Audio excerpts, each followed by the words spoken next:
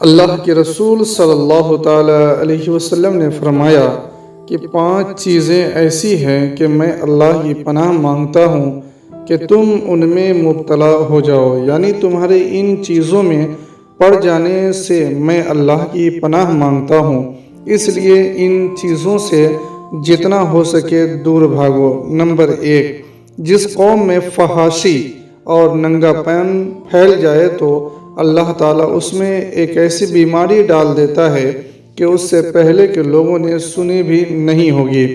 فحاشی کہتے ہیں بے حیائی اور بے شرمی کو، اور یہ بے حیائی اور بے شرمی اس طرح عام ہو رہی ہے مانو وہ کوئی برا کام ہے ہی نہیں، بلکہ اس کے نام بدل دیے گئے ہیں، اور سوشل میڈیا کے دور میں اس کو خوب پھیلایا جا رہا ہے، وہ چاہے ایمیز کے ذریعے ہو یا ویڈیو اور فلموں کے ذریعے ہو۔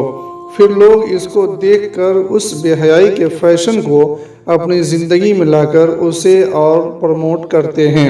وہ نہ صرف گناہ کرتے ہیں بلکہ اس گناہ کو پھیلانے میں بہت بڑا رول ادا کرتے ہیں۔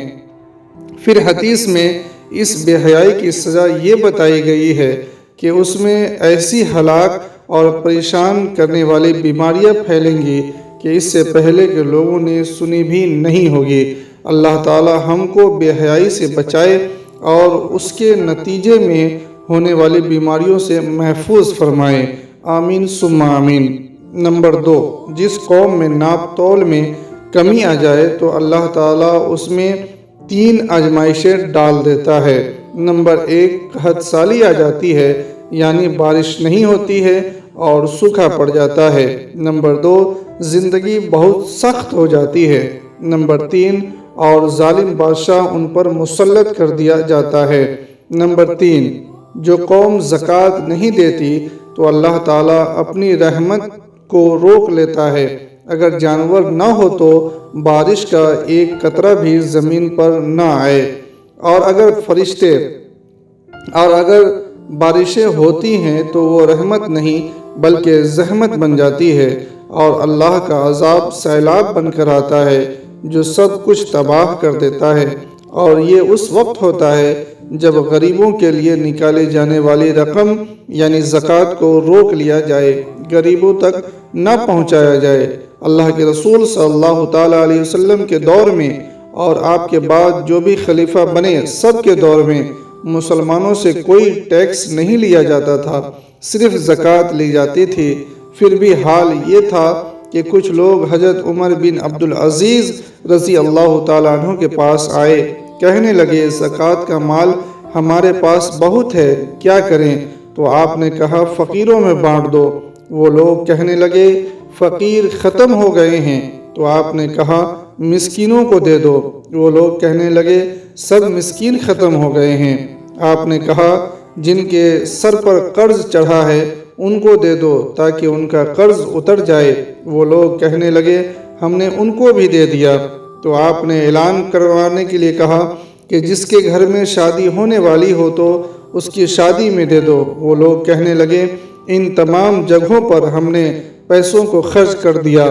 جب کوئی ضرورت مند نہیں رہا تو آپ نے بیت المال میں جمع کر دینے کو کہا، اور کچھ مال کا اناج خریدو اور پہاڑ کی چوٹیوں پر بکھیر دو۔ عمر بن عبدالعزیز یہ بھی پسند نہیں کرتا کہ میری سلطنت سے کوئی پرندہ بھی بھوکا اڑ کر گزرے۔ نمبر 4، جو قوم اپنے وعدوں کو پورا نہیں کرتی تو اللہ تعالیٰ اس پر دشمنوں کو مسلط کر دیتا ہے۔ اپنی بات کا پکا ہونا ایک سچے مومن کی نشانی ہے۔